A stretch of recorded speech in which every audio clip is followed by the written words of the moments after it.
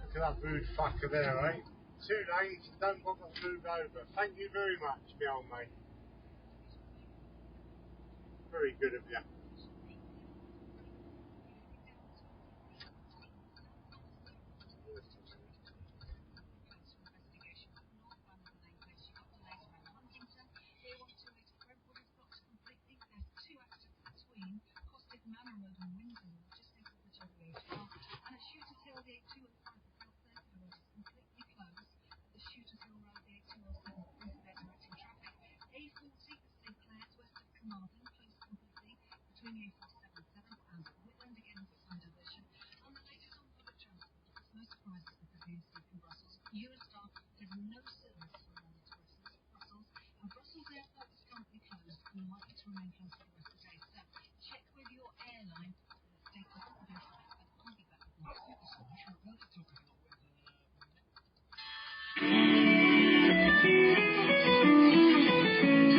Hi, Doug. Hi, Paul. Just so you know, when you go to Kingston House next week, down in Torquay. Kingston House. Yeah? Yeah, she's going to send you some lemon drizzle for me. Oh, is she? Just thought I'd just spare me 2 seconds. Yeah, just thought about tell you the actions and think, Yeah, you must have meant them both for me. but the clotted cream would have melted by the time I get it back. She said, I won't put cotton cream on yours. I'll send it without because it won't make it all the way back home. I said, okay, that's cool. So what they having now? Because the first lot I took, they changed to a softer one. It's too hard for them. What's that on there? At that hotel, I took them a sample, but it's too hard, and then I took a softer mattress down and collected the sample. Oh, I can't remember what we're actually going to pick up next week. Oh, we're collecting something. Yeah, we've got to pick something up. We're picking something in as well, I think, but we've got to pick something up. Well, that'll be the third one then. I reckon, but I'm just trying to see what we were taking down, but no, I can't find the bloody order now. Oh, yeah. But no, I just thought while it was on my mind, I'll tell you that she said, no, I'll send you some lemon drizzle. I went, yeah, that'd be lovely, Jill. Thanks very much. Yeah, good. All right. So that'll be the third change they've had. Bloody hell. She's a really nice woman, though, but obviously a bit picky by the sound of it. Yeah, you know, like, the first one, they slept on it, they said it was too hard. The second one, I don't know, because that's the last one I took, so now this is going to be the third one. Bloody hell. I hope we get it right this time. Yeah. All right, mate, no worries. All right, speak to you later. Bye. Speak to you later. Bye-bye. Oh, sorry about that.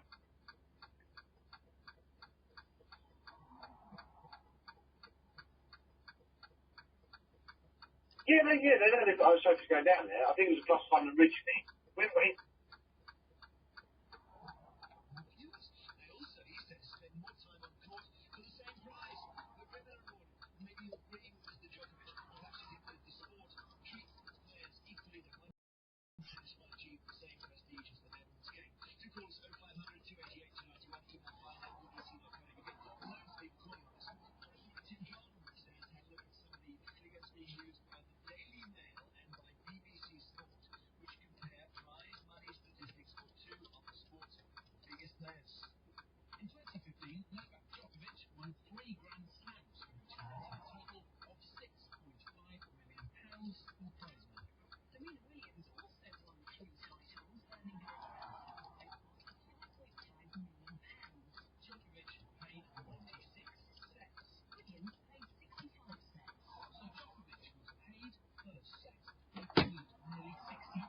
£8,000. Williams took in £84,000 per set played. Djokovic spent around 4,000 minutes on court in total, with a payout of £1,600 per minute. Williams earned £2,200 a minute. In the Wimbledon final, Djokovic was watched by 9.2 million UK viewers. Williams drew a TV audience of 4.3 million.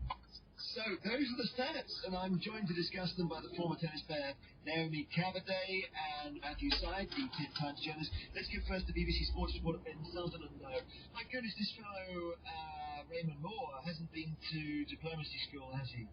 He said it's really not very clear why he said this.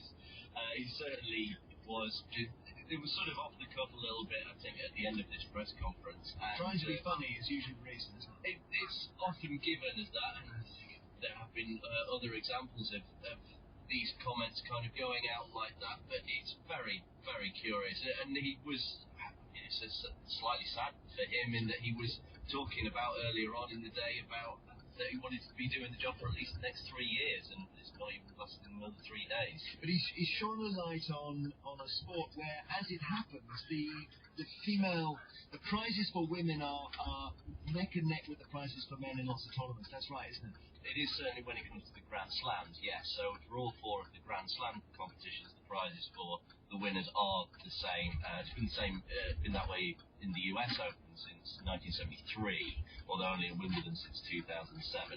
But on the other hand, if you look at the overall prize money in the men's ATP Tour versus the women's WTA Tour, there are big price differentials there. And when he said what he said, he then, to blow the lid for a few players, Djokovic then comes on and says, well, actually, I don't think I'm paid enough. That's exactly it. So, you know, his big point was that he said we have many more spectators for the men's tennis matches, and I think that's one of the reasons why maybe we should be awarded more. So he's really sort of drawing a parallel between what he sees as more of a popularity for the men's game than for the women's game, and therefore they're saying that there should be better remuneration for the male players than the female ones. And certainly men's tennis at the moment is going through possibly the most popular, and certainly you look at that top 4 of Murray, Nadal, Federer, and Djokovic. Those four of the best players will ever probably feature in that sport, and therefore the sport's at the huge crest of the wave. Thank you very much, Steve Ben Sutherland, BBC Sports reporter. reporter. We're joined, as I mentioned, by Matthew Syed, used to play champion Olympic table tennis and wrote a book called Bounce. Champion Olympic, a word? I wasn't Olympic champion, but I played the champion. I was an England champion. I know, that's what I meant. Naomi Cabernet as a former tennis, I guess you're never a former tennis, but what do you make of what Mr. Law said firstly? Well, it just really sums up a big problem within the world of tennis and within the world of sport of just, something we're battling every day. It's just the sexism of being treated as if we're kind of lucky to be playing and lucky to be there and have a career. So pretty disgusting comment. The strange thing is that, as Ben was saying, in lots of tournaments, the prize money is equal. About 6, and there are hundreds of tournaments each year going on, and at the lower end, so the vast majority of players are getting on average about 50% less. Matthew Simon, where's the right and where's the wrong here? I don't think this is about gender, it's about demand. And there was a period about 25 years ago when women's tennis was more compelling, more scintillating than men's. The Navratilova-Graf rivalry, the men's game was quite dull, dominated, Sampras and Ivanisevic, and the women earned more. So the golden age, it has high ticket prices for its matches, it has much bigger viewing figures both in the UK and around the world. So for them to be paid more for the money that they are bringing to the game seems to me perfectly rational and logical, and it seems to be dangerously arbitrary for them to transfer money to the women players. It would be a bit like Wimbledon transferring it to the junior or the seniors. Is it age discrimination for them not to be paid as much as the men, or to the disabled players? It seems to me people should earn the money they generate. And that isn't gender, that is just economics. And it sounds as if we can go through the numbers in Tim Johns' report, Naomi, and it looks as if there is more, to use Matthew's word, demand for male tennis. Overall, I can't disagree. I mean, there are occasions where that differs, in particular when Serena was going for the Grand Slam last year and there was more interest in her. But overall, I can't disagree. But then, if they're more marketable and more popular, I think that's the kind of line you're thinking, then you have the opportunity to demand more from your sponsors and you get a higher appearance fee, which can run into millions, by the way, per player. They're paid to turn up for a lot of events. They're paid by their sponsors. So, Novak Djokovic is able to earn millions and millions more than the female if he's far more popular. But we're talking about prize money, which is about a paycheck doing the job which is on the court. But in terms of popularity... May I ask you a question in that case? Let's take football. Premier League footballers, the prize money is very high because the viewing figures are sold for a huge amount of money, billions and billions of pounds around the world. They play in front of tens of thousands of people, and so that level of demand creates a prize pot that can be distributed to the players. Yes. If, following your logic, women are playing in the Premier League equivalent, would you like to see that money, half of the money that the men earn, distributed to the women in the way that you're arguing in tennis? Well, I think, if I'm being quite frank, I think it's a little bit of a lazy argument because women's football is nowhere near the same standard or competitiveness or league of men's football, whereas tennis is the strongest and best. Is that not a sexist thing to say?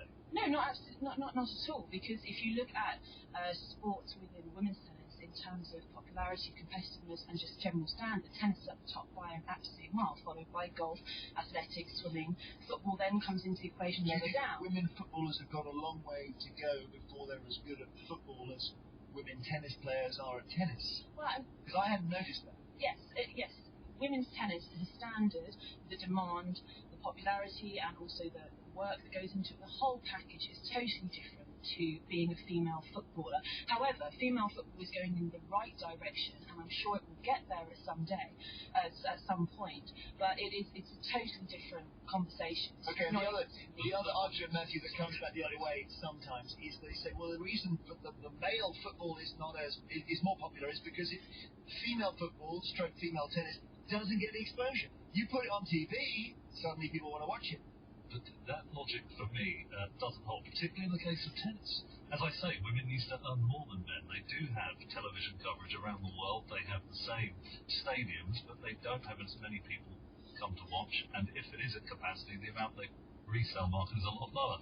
I think the really big sexist symbolism in tennis is that men play over 5 sets, and women, like in the old days when they weren't allowed to run the marathon because it supposed to be too distressing. Only play up to 3. It seems to me, I've got a young daughter, watching television and seeing the women play with 3 sets. Why, Daddy? Why is that happening? It is absolutely grotesque sexism. Thank you very much, Steve. Matthew Syed, Times journalist, table tennis player, Naomi Cavaday, tennis player.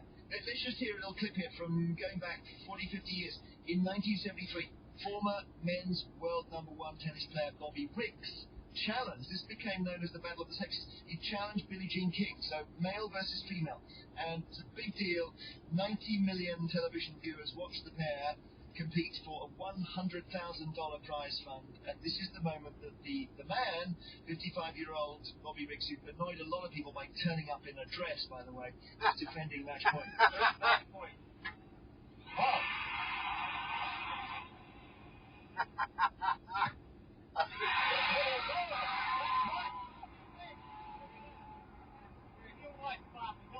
Like a hurricane. And so this is what it's come down to here in the Houston Astrodome. The long-awaited match, hustled and promoted ceaselessly and shrewdly by Bobby Riggs. Excitement engendered all over the country as Billie Jean hugs her husband Larry King. It began to become a cause celebre. Equality for women, equal rights. It was Billie Jean who fought for equal pay for women in the U.S. Open Tennis Tournament and Cup. So Billie Jean King won.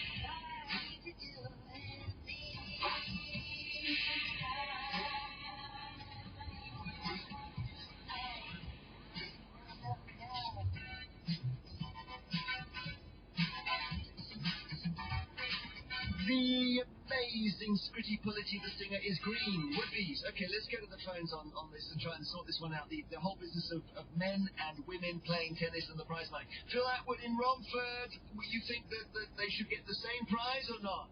I can remember back in the 70s when I was watching tennis then, Jeremy, thinking, just a minute, if men play 5 sets and women play 3, it's discrimination now against the men. I've no objection to being equal pay for equal effort, if you like, but it seems to me that it's driven by economics. If more people want to watch men and women, it's like any other field of expertise, like football. That's where you get the money. Yeah, but where's this idea that if you do 5 sets instead of 3, it's equal effort? It's like saying a painting's better if the canvas is bigger, or Usain Bolt doesn't try as hard as a 400-meter runner because Usain Bolt only runs 100 meters. It's ridiculous. Well, no, not really. If someone like Novak Djokovic makes that point, clearly he's at the sharp end playing these long matches. He's just saying, look, I don't mind getting paid, if you like, per set even, but he does many, many more hours on court than Serena Williams. Okay, then we go to Patrick Pilcher in London, in Streatham. Do you think men and women should be paid the same? Of course, Jeremy, I think men and women should be paid the same. I mean, it's taken 20 years since the game went open in 68 for women to achieve parity. At Wimbledon, I believe, was 2007. That's 20 years of struggle to get there, in which they enjoyed a decade, the 90s specifically, when women's tennis was far more interesting to watch than the sort of dull service game that was being offered up. What about the demand point that was made by Matthew, who says if you argue that, it's fine, but you've then got to have female footballers paid the same as Wayne Rooney? Yes, but Jeremy, I think we all know where the sponsorship money goes in world sport, and that is the tragedy. I mean, who's the most successful England football team since 1966? The women last year. Yet they get smitten of the money that's paid towards the men's game. So this is nothing to do. This is not a principled argument you're making. You're just saying that whoever gets the most sponsors should be paid them all. No, not necessarily, because what the argument was in your discussion was that women are paid in acknowledgement of the effort they put in to win the prize. The sponsorship comes second. It still costs a female tennis player as much money to become a top-flight tennis player. They still have to pay for a coach and their sports psychologist or whoever the team is they require around them. It's the same for the men. It's going to cost them the same. They're not going to get a discount because they're only playing 3 sets. The 3-set argument I find a ridiculous argument because a Grand Slam tournament wouldn't be able to take 2 5-set tournaments. It hasn't got that much time on the court. Also, female tennis in the old days was played by women wearing 5 kilograms of clothes and a corset restricting their waist to 17 inches in diameter. Probably could only suffer 3 sets. Thank you very much, Patrick Pilcher in Streatham, Phil Atwood in Romford. Let's see, we've got Vanessa in the New Forest. We need a woman to speak about this. Vanessa says, although I think Raymond Moore's comments went too far, and he's the guy yesterday who was talking about women going down on their knees, she says, I've always felt that in Grand Slam events, women should have to play the best of 5, the same as the men. Professional women tennis players fought very hard for equal prize money, so they've got to play the same number of sets. Just when you think about it, it's strange, isn't it? Best of 3, best of 5. I'm tired of making plans, holding empty hands, needing to breathe. Breathing so far in, starting to feel you well to me. Taking the boat, shaking the world, you take me feeling nervous, spirits flame, from keeping it safe, but I'm not afraid. Wake up to the unknown, look up to the sky.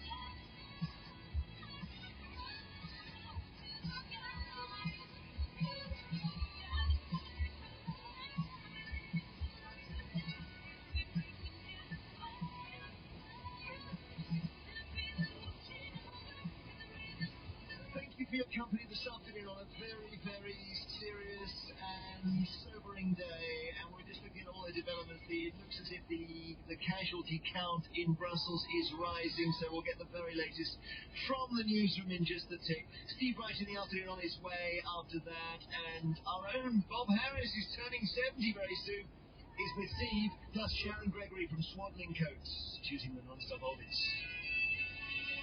Don't forget Egghead, 6 o'clock tonight, BBC 2, the best quiz. And have a good afternoon.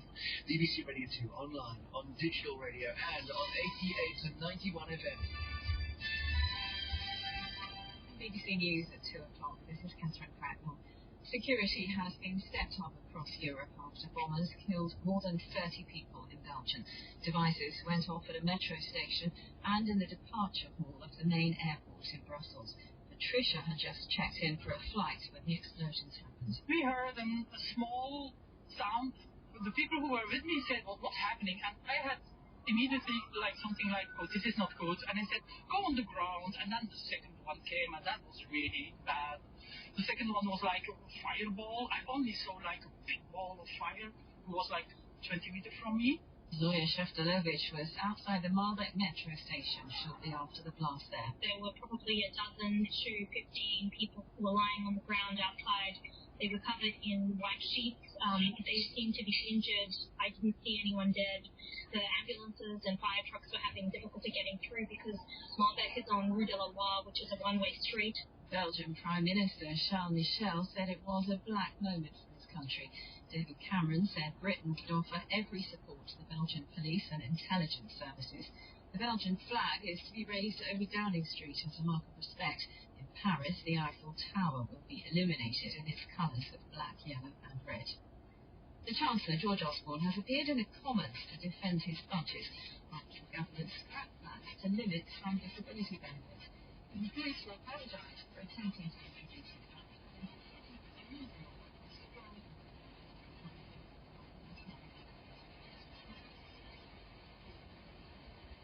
Oh, bloody radios lose everything through here. They need to put some transmitters down these bloody valleys. Just completely surrounded all sides now by the mountains, hills, whatever you want to call them.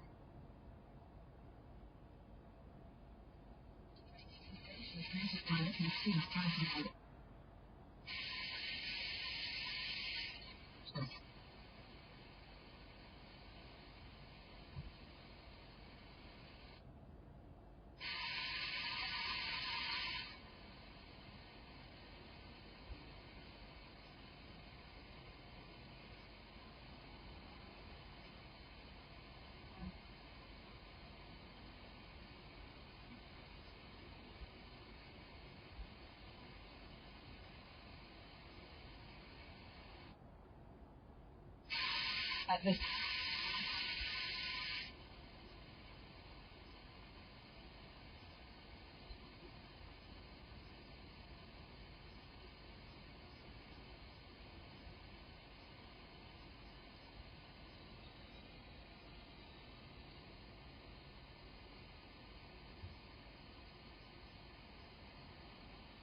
Oh, I give up on the bloody radio down here.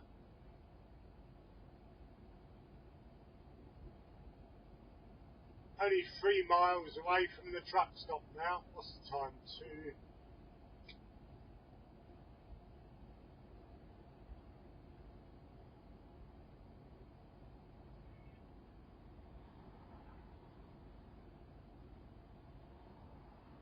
Didn't really hang it out anymore anywhere.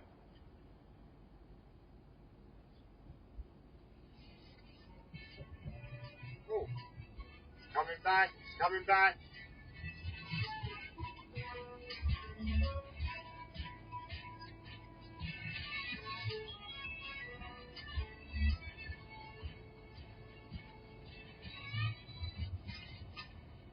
Ah. Oh, no, it's gone again.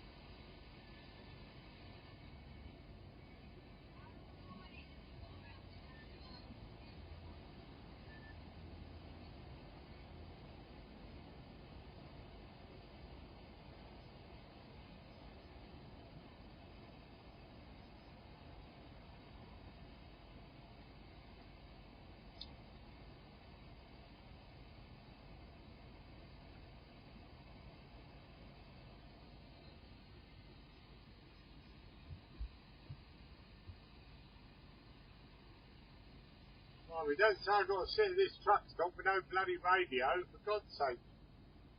I've got the internet's okay, though.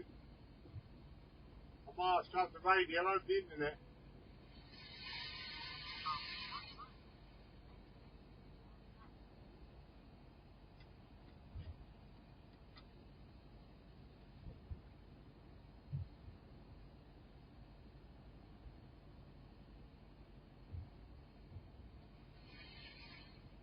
I'm trying to think if I've been here before. I might have been here before.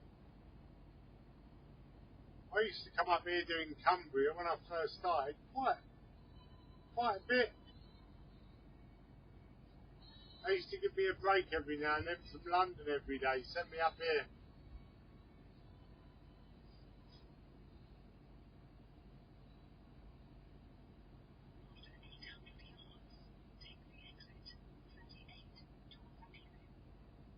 We're smaller than five.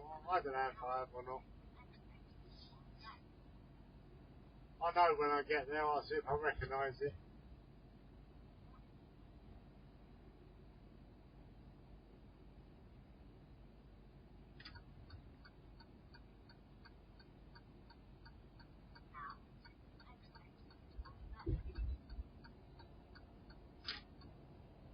I know I've seen signs for it loads of times, but I just don't think I'm in it.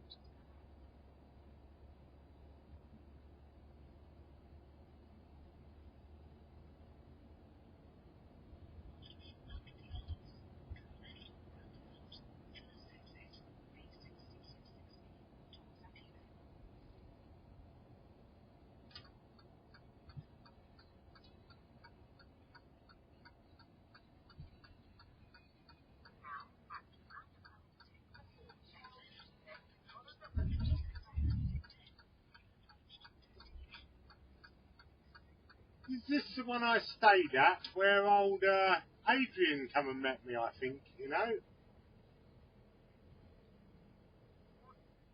Oh, where the bloody hell is it? Oh, no. Let me have a look.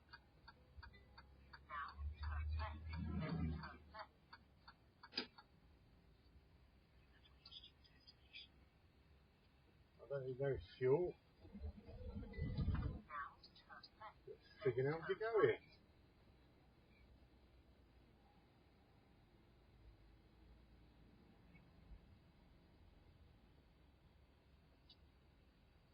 This ain't the parking, is it, in here? Where is it?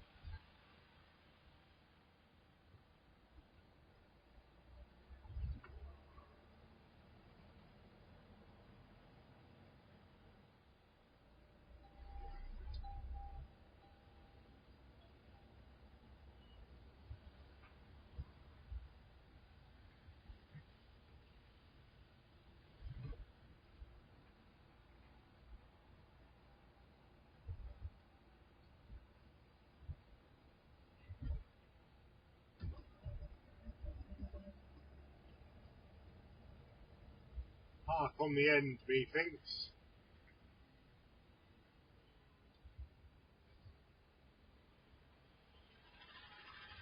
I've only got 50% chance then of a fridge unit parking next to me.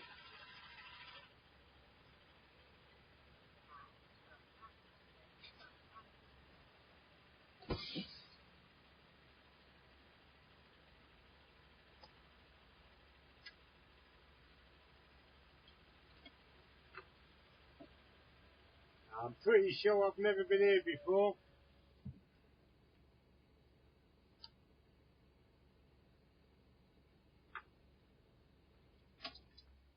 Oh, it's on the radio.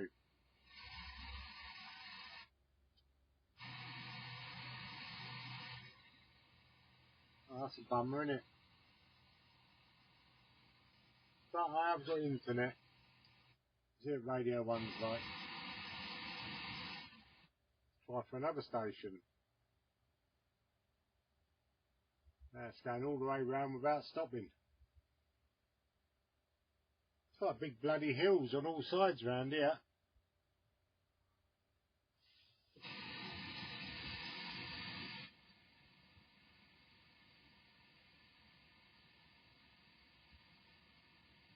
Well, that's stuffed the music up, hasn't it? I'll have to sing to myself. No, it's not a reefer on me, right? I looked at the place and I thought, well, if I park on the end, I've only got a 50% chance of getting one side of me. I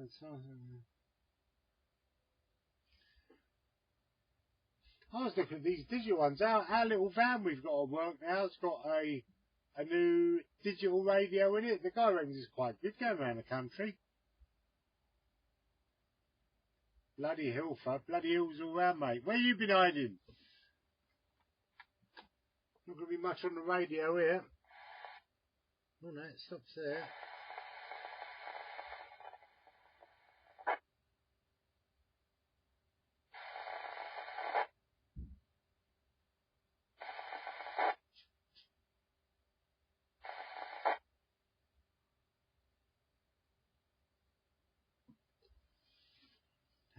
That ain't stopping on nothing. Even the amateur radio's got nothing on it.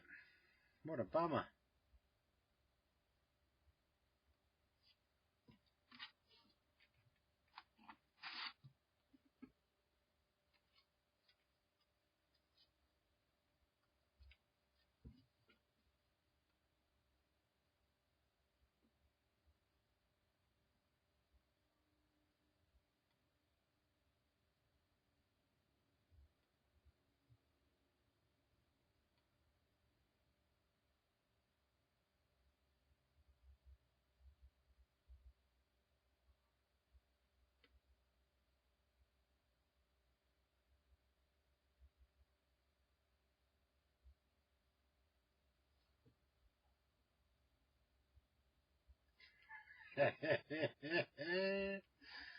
Oh dear.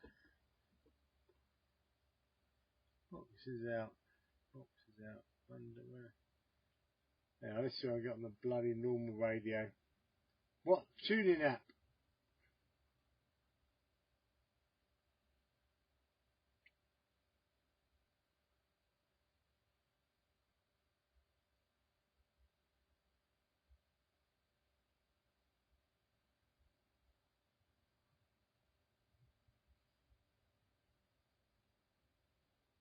Oh, I got.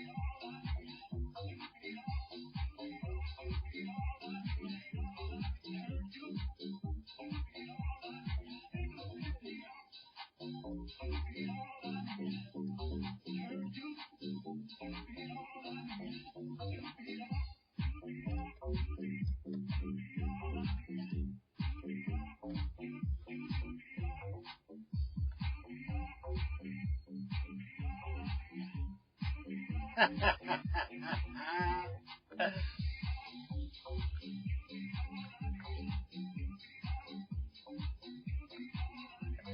funny.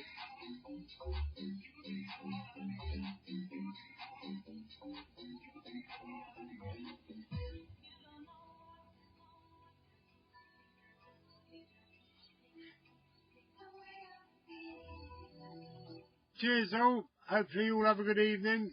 I'm going to get off, go and check out the facilities in here.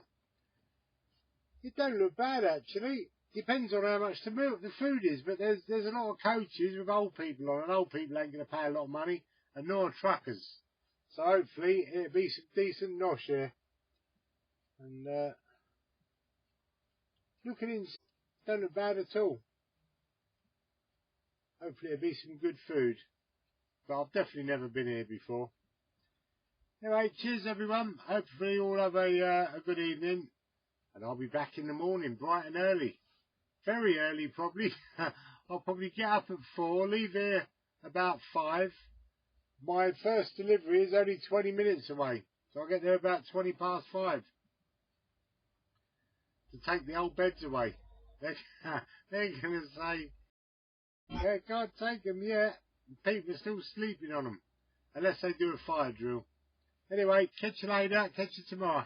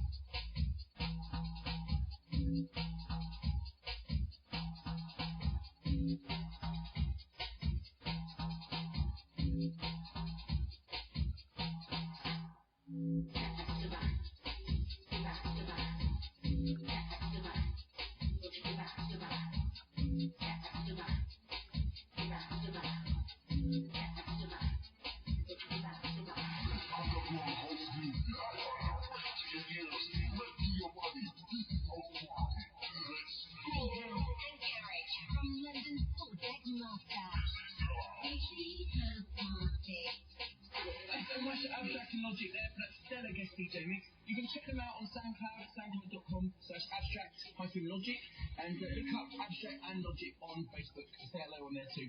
Time for me to jump back in and finish the house party off the style, I guess. Got some new tracks by Secret Sins, Nicky New Light, plus 2 slices of Brands and Preset, which I'm loving at the moment too. This is Kitty's house party. Let's do this.